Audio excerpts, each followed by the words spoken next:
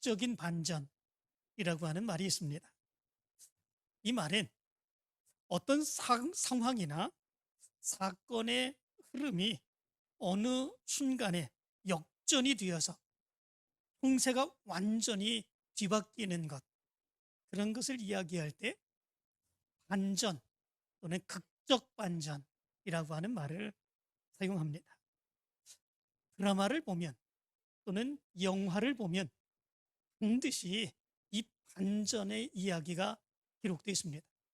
누구나 생각하는 것처럼, 누구나 예상하는 것처럼 그대로 흘러가는 그런 이야기가 영화로 또는 드라마로 제작이 될 때에 아무도 그 영화나 드라마에 집중하지 않습니다. 그 영화나 드라마는 흥행할 수 없지요. 그러나 아무도 모르는 극적 반전의 역사가 나타나게 되면 흥미진진하죠. 그 영화에 집중하게 되죠. 그리고 그 영화는 많은 사람의 관심을 끌을 수 있는 그런 모습들이 되게 됩니다. 이것이 반전의 매력이죠.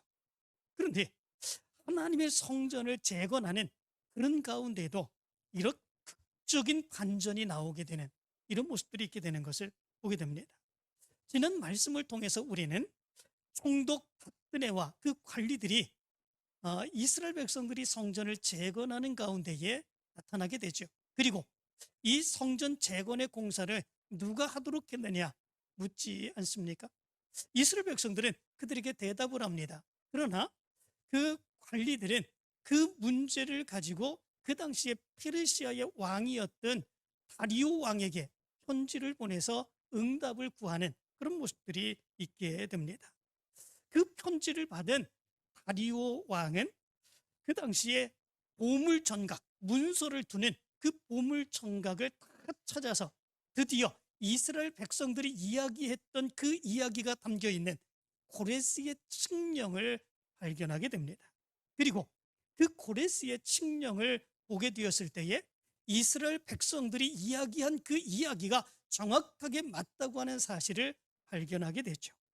그리고 이 고레스 왕은 이 칙령의 말대로, 고레스가 명령한 대로 이 성전 재건을 명령하게 되는 것을 보게 됩니다. 그런데 사실은 이 다리오 왕이 고레스 왕이 칙령을 내린 대로 행해야 될 의무는 없죠. 무엇 때문에 그런 것이겠습니까? 사실은 고레스 왕의 그 상황, 칙령을 내릴 때의 그 상황이나 지금 다리오 왕이 그 나라를 다스릴 때의 그 상황의 모습은 다르기 때문에 그렇습니다. 그렇기 때문에 고레스 왕이 칙령을 내렸다고 이 후임인 다리오 왕이 그대로 진행한다고 하는 것, 그렇게 행하지 않아도 되는 거죠. 뿐만 아니라 그 성전을 재건하는 일은 자기가 섬기는 자기의 신을 위한 신전을 짓는 것이 아닙니다. 자기가 섬기지 아니하는 이스라엘 백성들이 섬기는 하나님의 성전을 섬기는 그런 성전을 짓게 하는 이런 모습들이 있는 거죠. 그렇기 때문에 그 칙령을 보고서도 거절할 수 있는 그런 모습들이 있었습니다. 그런데 오늘 말씀 가운데 보면 극적인 반전이 이루어지게 되는 것을 보게 됩니다. 그동안에 사마리아 사람들로 인하여 얼마나 엄청난 반대와 방해가 있었습니까? 정말 이루 헤아릴 수 없는 그런 위협과 그리고 이제 엄청난 어려움 그리고 방해 이런 것들이 있었던 것이지요. 그런 가운데서 이 페르시아의 관리들에게 뇌물을 주고 그 뇌물을 준 것으로 인하여 잘못된 보고서를 올림으로 인하여 16년 동안이나 이 예루살렘 성전 재건이 중단되는 이런 모습들이 있게 되었던 거죠. 그런데 바로 이번에도 사마리아 사람들은 아마도 그런 생각을 했을지 모릅니다. 이제 그 왕에게 편지를 보내서 응답을 원하는데 그 이전에도 성전을 중단시켰었는데 이번에도 마찬가지로 성전을 중단시키고 이 성전 재건을 하지 못하도록 그렇게 행할 것이다. 내심 사마리아 사람들은 성전 재건을 반대하는 그런 사람들의 그런 기대를 가지고 있었지 않았을까, 그런 생각을 해봅니다. 그런데 오늘 성경 말씀 가운데 보면 오히려 그리하지 아니하고 이 다리오 왕이 적극적으로 나서서 더 열심으로 성전 재건을 돕게 되는 이런 역사가 나타나게 되는 것을 보게 됩니다. 6절의 말씀을 보면 이렇게 말합니다. 이제 유브라데강 건너편 총독 다뜨네와 스달보스네와 너희 동관 유브라데강 건너편 아바삭 사람들은 그곳을 멀리하여, 이렇게 말합니다. 이 총독 다뜨네와 페르시아의 관리들이 바로 그곳을 멀리하라, 이렇게 명령해 주고 있는 것을 보게 됩니다. 다리오 왕이 그곳을 멀리하라고 명령을 했습니다. 이 표현을 표준 세번역 성경은 이렇게 번역을 합니다. 건축 공사 지역에 접근하지 않도록 하여라, 이렇게 번역을 했습니다.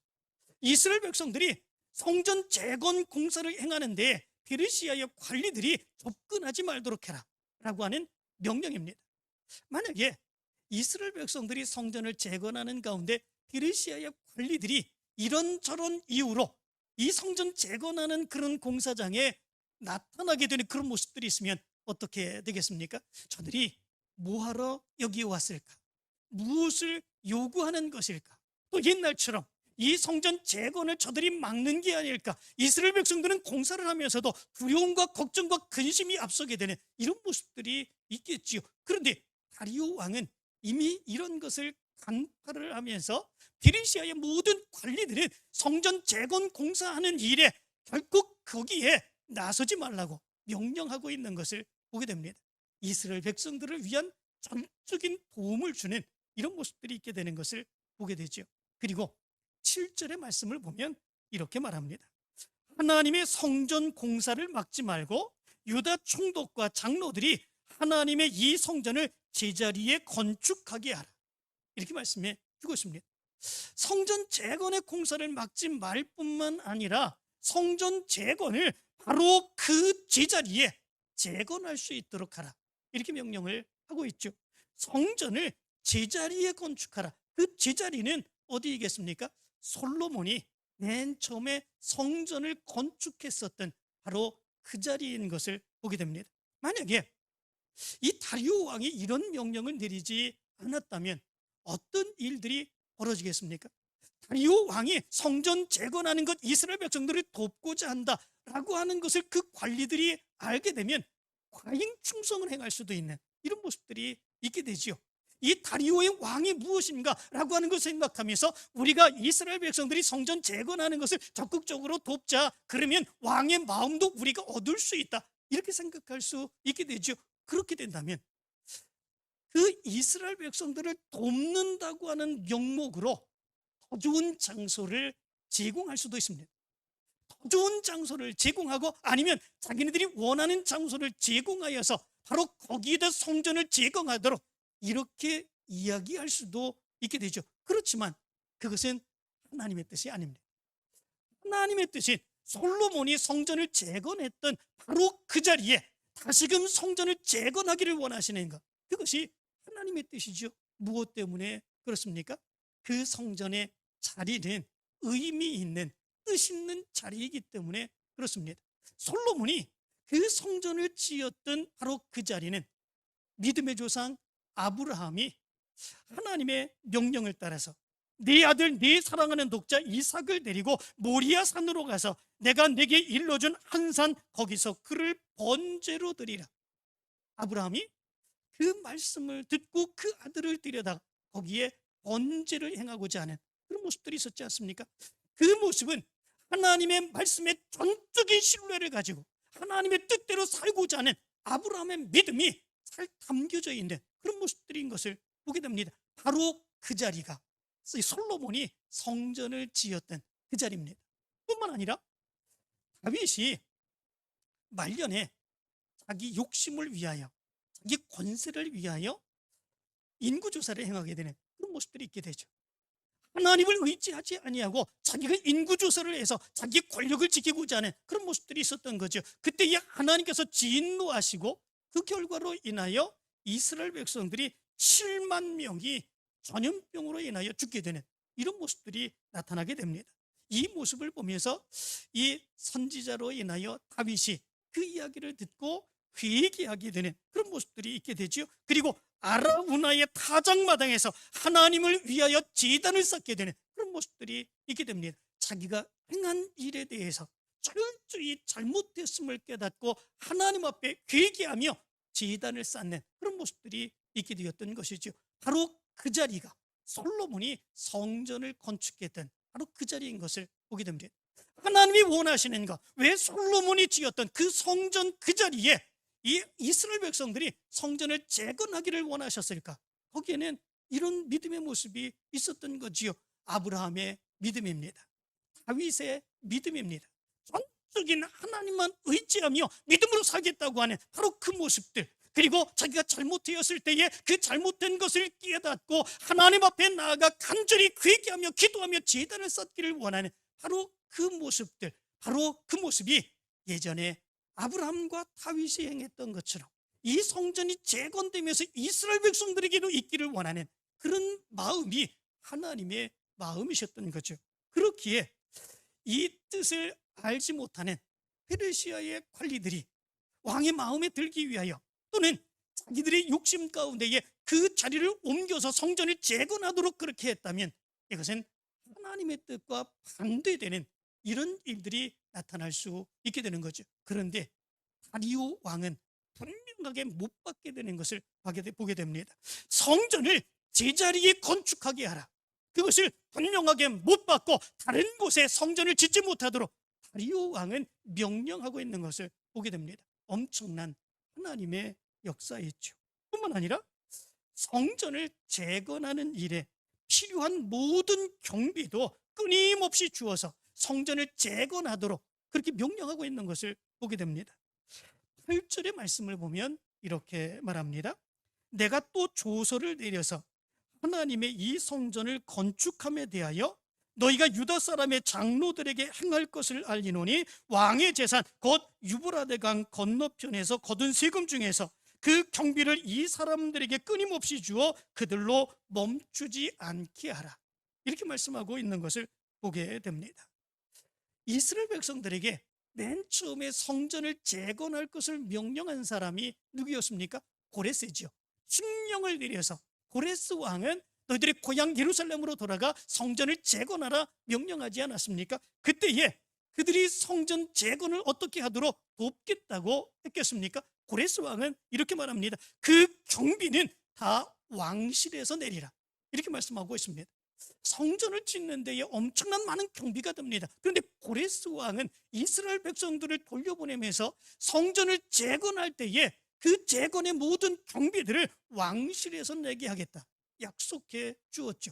그런데 그 칙령을 본 다리오 왕은 바로 약속대로 성전의 재건의 비용을 왕의 재산 곧 유브라데 강 건너편에서 거둔 세금 중에서 끊임없이 지원하라고 명령하고 있는 것을 보게 됩니다. 여기에 아주 극적인 반전이 나타나고 있는 것을 보게 됩니다. 그 극적 반전이 무엇입니까? 이스라엘 백성들이 성전을 재건하는 데 필요한 경비들, 그 경비들이 어디에서 나옵니까? 다른 데서 나오는 것이 아닙니다. 사마리아 사람들을 포함하는 바로 유브라데강 근처에 있는 바로 그곳에서 사람들이 자기네들의 세금을 다리오 왕에게 드렸는데 그 세금으로 성전을 재건하게 한 것입니다. 바로 그 지역에서 헌금 드린 세금을 낸 그 사람들이 누구입니까? 성전 재건을 방해했던 바로 사마리아 사람들과 바로 그 지역의 사람들이었습니다. 엄청난 거 아니겠습니까? 그들이 성전 재건을 그토록 방해했는데 그들이 방해로 인하여 16년 동안이나 성전 재건이 중단되는 그런 모습들이 있었는데 그런데 하나님께서는 다리오의 왕의 마음을 움직여 주셔서 그 방해했던 사마리아 사람들이 낸 세금으로 하나님의 성전을 재건하게 하시는 하나님의 놀라운 역사가 있게 하셨다라고 하는 거죠. 어떻게 이런 역사가, 이런 생각이, 이런 반전의 역사로 나타날 수 있는 것이겠습니까? 뿐만 아니라 다리오 왕은 그 경비를 이 사람들에게 끊임없이 주어서 그들로 멈추지 않게 하라고 명령하고 있는 것을 보게 됩니다. 어느 정도 주고 말라고 하는 게 아닙니다. 공동 번역은 이것을 이렇게 번역을 합니다. 그 비용이 모자라지 않게 제때 제때 지불하도록 하여라. 이렇게 번역을 했습니다. 표준 세 번역은 그 비용을 어김없이 주어라. 이렇게 번역을 했습니다. 그냥 조금 주고 말 것이 아니라 그들이 세금으로 바친 그것을 가지고 그 세금으로 끊임없이 성전 재건에 필요한 모든 경비를 끊임없이 제공하라고 이야기해주고 있는 것을 보게 됩니다. 성전 재건할 때 이 경비가 적게 되면 성전 재건이 또다시 흐지부지 되고 또 중단될 수밖에 없는 그런 모습들이 있게 되는 거죠. 다리오 왕은 그런 것을 염려하면서 끊임없이 계속적으로 성전이 재건될 수 있도록 끊임없이 모자라지 않도록 경비를 대주라고 명령하고 있는 것을 보게 됩니다. 그리고 9절의 말씀 가운데 보면 이렇게 말합니다.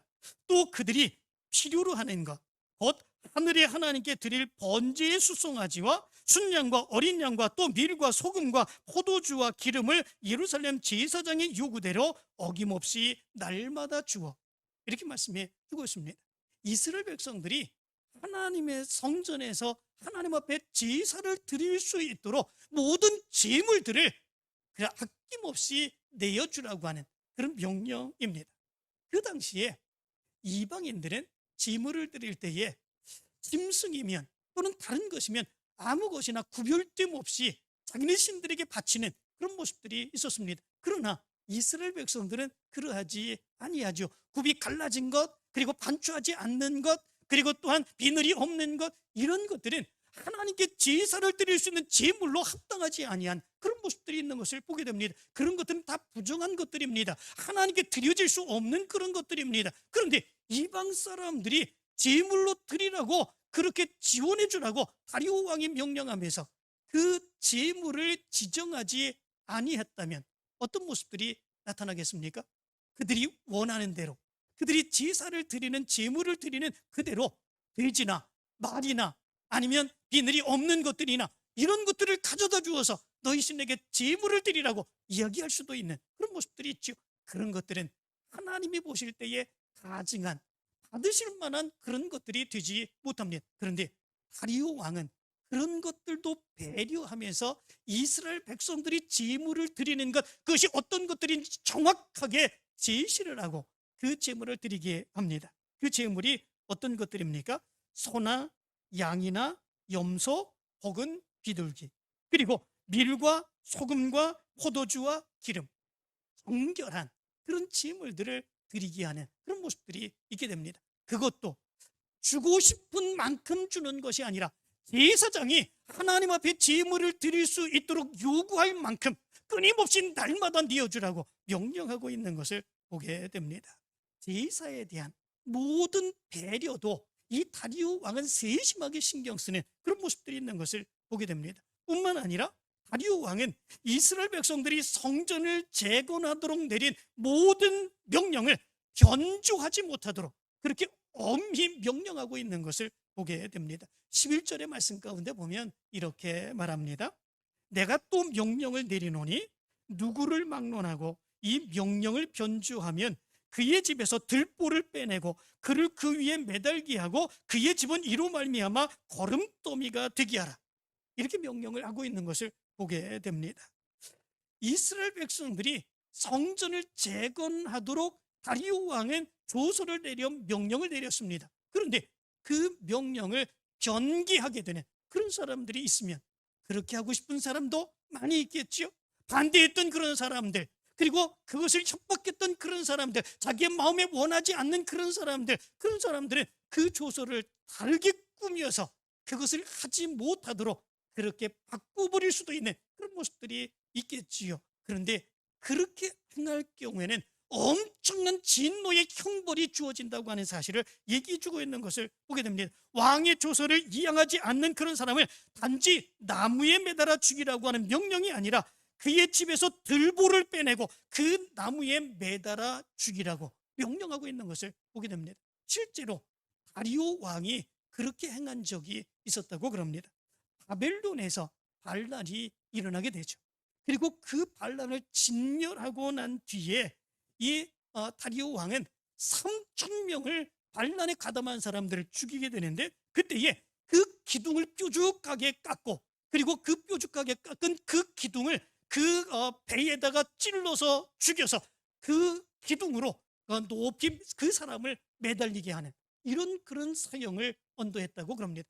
그 사람들이 무려 3천 명이나 그렇게 되었습니다.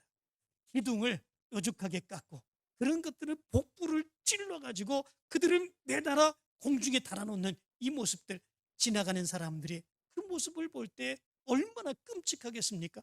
얼마나 안타까운 그런 모습들을 갖겠습니까? 그런데 왜 이렇게 잔인하게 이렇게 많은 사람들을 죽였겠습니까? 다른 것이 아닙니다. 반역한 사람들에 대해서는 이렇게 잔인하게 형벌을 받을 수 있다고 하는 사실을 보여주는 거죠. 그런데 하나님의 명령에 따라서 성전을 재건하는 그런 일, 그 조서를 내린 다리오 왕의 조서를 변기하고 바꿔서 잘못되게 행하는 그런 사람들에게도 이 반역을 저지른 사람들처럼 이렇게 엄한 형벌을 내리겠다고 이렇게 명령하고 있는 것을 보게 됩니다. 그리고 만약에 이 명령을 변조하고 하나님의 성전을 허는 그런 사람들에게는 하나님의 이름으로 저들을 저주하고 있는 그런 모습들이 있는 것을 보게 됩니다. 12절은 이렇게 말합니다. 만일 왕들이나 백성이 이 명령을 변조하고 손을 들어 예루살렘 하나님의 성전을 헐지인데 그곳에 이름을 두신 하나님이 그들을 멸하시기를 원하노라. 나 다리오가 조서를 내려놓으니 신속히 행할지어다. 이렇게 이야기를 합니다. 다시 말하면 그것에 대해서 변조하고 그리고 성전 재건하는 일에 대해서 허무는 그런 자들에 대해서는 하나님이 저들을 저주하게 될 것이다 라고 하는 저주를 선언하는 이런 모습들이 있게 되는 것을 보게 됩니다. 다리오 왕이 이 성전 재건하는 일에 얼마나 진심인 모습으로 이렇게 명령했는가 라고 하는 것을 이야기해 주고 있습니다. 그래서 나 다리오가 조서를 내려놓으니 신속히 행할지어다 이렇게 얘기하고 있는 것을 보게 됩니다. 여기에 신속히라고 하는 말은 오스파르나라고 하는 단어인데 이 아람어라고 그럽니다. 이 말은 완전히 철저히 부지런히라고 하는 의미를 가지고 있다고 그러지요. 이 명령은 다시는 번복할 수 없다라고 하는 말입니다. 다시는 변기할 수 없다, 바꿀 수 없다라고 하는 말이지요. 완전하게 철저하게 준행하는 것밖에는 다른 방법이 없다라고 하는 것을 이 다리오 왕은 여기에 명시하고 있는 것을 보게 됩니다. 정말로 극적인 반전이지요. 하나님이 행하시는 이런 일들은 극적인 반전의 역사들이 이렇게 나타나고 있는 것을 보게 됩니다. 하나님이 예전에 이스라엘 백성들이 바벨론 포로 잡혀갈 때에 예레미야 선지자를 통해서 무엇이라고 예언을 하셨습니까? 너희들이 70년이 지나게 되면 다시금 예루살렘으로 돌아오게 하겠다. 하나님께서 예레미야 선지자를 통해서 그렇게 예언을 하셨죠. 그리고 그 예언이 이루어지게 됩니다. 그런데 그 예언이 이루어지게 되는 그 역사는 어떤 모습으로 이루어지게 됩니까? 이스라엘 백성들을 망하게 했던 이 바벨론을 페르시아 왕 고레스가 점령을 하게 되고 그리고 그 바벨론이 망하게 됨으로 인하여 이 고레스 왕이 칙령을 내리죠. 그리고 이스라엘 백성들이 다 고향으로 돌아가도 좋다. 그리고 성전을 재건하는 데에 모든 것을 다 지원해 주겠다. 이 고레스 왕이 그렇게 명령을 내립니다. 정말 아무도 생각하지 못한 그런 방법 아니겠습니까? 이스라엘 백성들이 하나님의 놀라운 능력의 역사로 그들이 고향으로 돌아오겠다고 하는 그 약속은 믿었지만 하나님이 이렇게 역사하실 것을 어떻게 믿었겠습니까? 도저히 있을 수 없는 그런 모습들. 그 당시에 가장 최강이었던 바벨론을 페르시아가 무너뜨리고 그 고레스 왕이 이스라엘 백성들을 그들의 고향으로 돌아가 성전을 재건하게 만드는 이런 역사들 어떻게 생각할 수 있겠습니까? 극적인 반전의 역사. 그런데 16년 동안이라 성전 재건이 중단되었습니다. 그런데 거기에도 극적 반전의 역사가 나타나지 않습니까? 이 페르시아의 관리들이 성전 재건하는 이스라엘 백성들의 모습을 보며 이것이 이렇게 진행돼도 되는가? 다리오 왕의 편지를 보냅니다. 다리오 왕의 편지를 보내고 난 뒤에 다리오 왕은 그것이 고레스 왕의 칙령이라고 하는 사실을 알고 전적으로 협력하면서 이스라엘 백성들이 성전을 재건하도록 그렇게 돕게 되는 것을 보게 됩니다. 절대로 그 문서를 변조하지 못하도록 그렇게 명령합니다. 솔로몬이 성전을 세웠던 바로 그 자리에 성전을 세우도록 그렇게 명령합니다. 성전 재건의 모든 필요 경비를 대적자들이 세금을 낸 바로 그 세금으로 경비를 충당하도록 그렇게 명령합니다. 그리고 성전에서 이스라엘 백성들이 마음껏 하나님께 제사를 드릴 수 있도록 재물까지도 끊임없이 도와주라고 명령하는 그런 모습들이 있게 됩니다. 극적인 반전이죠. 어떻게 이런 역사들이 일어날 수 있겠습니까? 누구도 생각할 수 없는 그런 방법으로 하나님께서는 이스라엘 백성들을 포로에서 돌아오게 하시고 성전을 재건하게 하시는 하나님의 놀라운 역사를 보여주고 있는 것을 보게 됩니다. 하나님은 역전의 하나님이십니다. 하나님은 이제 하나님의 놀라운 능력의 역사로 완전하게 하시는 하나님의 역사가 있는 그런 하나님이십니다. 우리의 삶에도 이런 역사가 있는 줄 믿습니다. 때로는 우리가 힘들고 어려운 삶을 살아갑니다. 내 힘으로는 도저히 할 수 없는 그런 좌절과 절망을 겪을 때가 있습니다. 그럴 때에 하나님을 향하여 우리는 간절히 부르짖습니다. 하나님, 내 힘으로는 안 됩니다. 내 능력으로 안 됩니다. 하나님께서 들어주시고 하나님께서 역사해 주시고 하나님이 해결해 주셔야 되겠습니다. 하나님께 간절히 부르짖으며 하나님 앞에 기도할 때에 하나님께서는 극적인 반전의 역사, 역전의 역사를 일으켜 주시어서 내가 할 수 없는 그 일을 전혀 다른 방법으로 해결해 주시는 하나님의 놀라운 역사가 있게 되는 것을 보게 됩니다. 우리 믿음의 사람들은 이런 하나님의 놀라운 능력의 역사를 체험하며 살아가는 사람들입니다. 우리가 부르는 찬양 가운데 이제 역전되리라 라고 하는 찬양이 있습니다. 여러분들 들어보셨습니까? 이제 역전되리라. 그 찬양의 가사는 이렇습니다. 기도를 멈추지 마라. 눈앞의 상황이 마음을 눌러도 원망치 마라. 너의 입을 지켜라. 저들은 너의 입을 보고 있다. 마음을 빼앗기지 말라. 내가 너를 도우지 않는다는 소리에 너의 모든 게 불리해도 너는 기도를 계속해라. 너 기도를 멈추지 말라. 내가 너의 그 모든 상황을 바로 역전시키리니 너 기도를 멈추지 말라. 내가 잠시도 쉬지 않고 모든 걸 지켜보고 있으니 바로 역전되리라. 저들의 힘이 너를 압도해도 저들의 힘이 내 숨을 조여도 너는 보리라. 기도의 능력을 내가 역전시키리라. 너 기도를 멈추지 마라. 내가 너의 그 모든 상황을 바로 역전시키리니 너 기도를 멈추지 마라. 내가 잠시도 쉬지 않고 모든 걸 지켜보고 있으니 너 기도를 멈추지 마라. 내가 너의 그 모든 상황을 바로 역전시키리니 바로 역전되리라. 바로 역전되리라. 이제 역전되리라. 하나님은 역전의 하나님이신 걸 믿습니다. 반전시키시는 하나님이신 걸 믿습니다. 내 힘은 부족하고 내가 할 수 있는 일은 아무것도 없다고 할지라도 그럼에도 불구하고 하나님께 맡기며 의지하며 믿음으로 행할 때에 하나님께서는 반전시키시고 역전시키시며 하나님의 놀라운 역사를 이루시는 하나님이신 줄 믿습니다. 여러분들의 삶에서 이런 역전의 하나님의 역사, 반전의 하나님의 역사를 체험하게 되길 간절히 축원합니다.